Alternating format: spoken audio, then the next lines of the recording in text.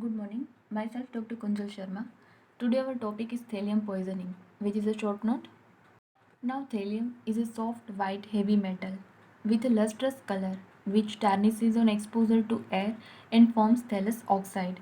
So you can see in this picture that thallium it is grayish white in color and lustrous or very shining, very bright in color, and it is a soft metal and it tarnishes on exposure to air. It means there is a discoloration of this thallium due to the exposure to air. Due to the process of oxidation, it forms thallus oxide. Now, metal and its compounds are highly toxic. Examples like thallium acetate and thallium sulfate. Now, these salts are soluble in water, it is colorless and tasteless.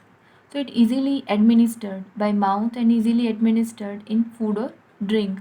So it easily mixes with any food or drink due to its nature. It is colorless and tasteless and it absorbs through skin also. Now the signs and symptoms are GIT symptoms like abdominal pain, vomiting and diarrhea. Then CNS or the neurological symptoms like peripheral neuritis. So due to the nerve damage, there is a numbness and pain, especially in hands and feet. Then there is impaired vision. Patient cannot see properly. And ataxia. There is a staggering gait or the staggering movements and convulsions.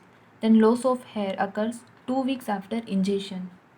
Now, chronic poisoning may occur in workers engaged in manufacture of rat and vermin poison, or you can say to making the poison of the rat and to kill the cockroaches or to kill the small insect. That type of the poison who are making that workers daily contact with the powder or due to the inhalation they will develop the thallium poisoning. Now depilatory pests or you can say the hair removing pest or the products, then luminous paints and glass and dye industries.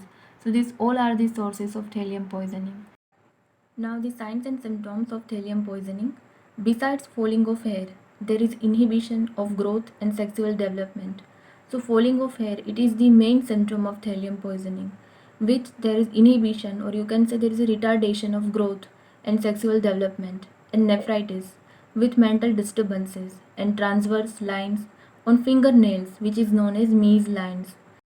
Now fetal dose is about 1 gram of soluble salt and fetal period is 2 to 3 weeks depending upon the amount of ingested. Then treatment, general procedure for heavy metal poisoning. So whatever the procedure we are using in heavy metals, we are using in thallium also. Now post-mortem appearances. Soon after ingestion, there is a gastroenteritis with liver and kidney damage. In central nervous system, there is a chromatolysis and swelling as well as degeneration of ganglion cells.